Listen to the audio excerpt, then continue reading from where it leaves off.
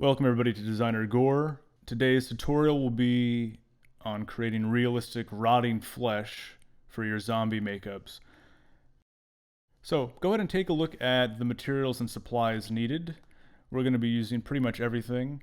As always, have your station cleaned and well stocked. It's just going to help your application go smoothly. Okay, so we're going to jump right in.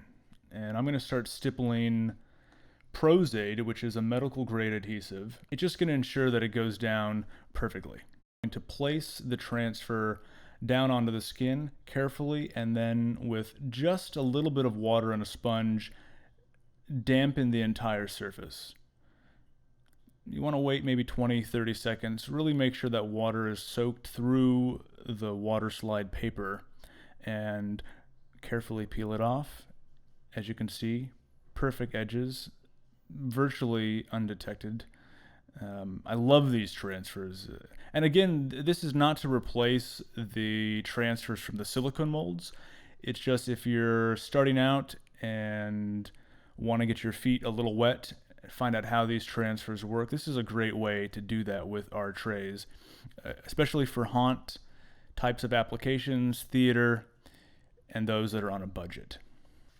All right, so after you have all your appliances laid down and exactly where you want them, you're going to go ahead and take a brush. In this case, I'm using a sponge that is saturated with a little bit of 99% alcohol, IPA, and this is just going to dissolve all the edges. Okay, so your edges are dissolved. We're going to go to the next step, which is, for me, I like to just do a quick powder over, and this allows me to review the entire appliance layout, make sure all the edges are completely invisible, and then go from there. So now I'm going to take a base color. I'm just going to kind of create a blotchy base around the wounds and the rotting. Alright, so once you have your base coat modeled onto your skin, the next step is you're going to lay down a wash of color. Essentially, it's Skin Illustrator that's been thinned down with just a little bit more 99% alcohol, and it almost creates a stain. You want to think about this as staining the color onto the skin. And what's great about this is it's really going to get into all those nooks and crannies and just bring your piece to life, give it a little bit more depth. Now I'm going in and I'm doing, again, something that's a splatter technique, where you just flick little bits of color onto the skin. And essentially what you'd like to do is layer the color. So you have your base coat, you have some shadow, that's going to give it the depth, and then you're going to kind of go over and break up the color, make it look a little bit sickly. I've thrown in some grays, some vein blue, and now I'm going to go in and do a little bit of stipple of latex. Now I'm using an RCMA latex stipple. I love this stuff. I've used a lot of different latexes, but this one really works well for this kind of stretch and stipple. But again, whatever latex that you happen to like or use, go ahead and try that.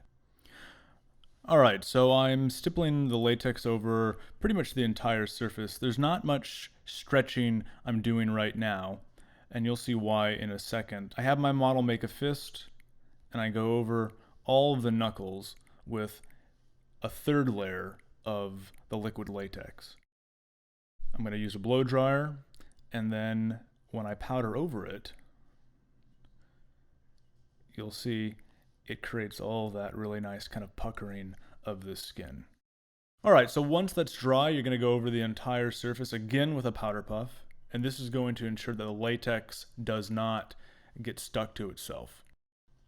Once you have that done, we're going to go back and do yet another layer of coloring, in this case the wash. Just going to find those little areas that we want to create a little bit more depth.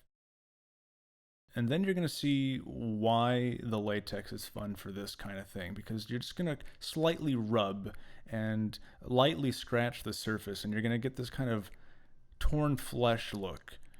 Don't go overkill. It's actually more effective when it's fairly subtle. This is also great for sunburn and peeling skin if you happen to do those kinds of makeups, and we'll have to save that for another tutorial. Now I'm going to go ahead and I'm going to add in just a little bit of a veinage just to make it a little bit more colorful. Now I see that it needs a little bit of greens to give it that sickly look. And there you have it. It's pretty much almost done. I'm just going to kind of punch up the color a little bit in areas, and then I'm going to seal it. In this case, I'm going to use a green marble, which is an alcohol-based sealer, but a water-based such as Final Seal will do.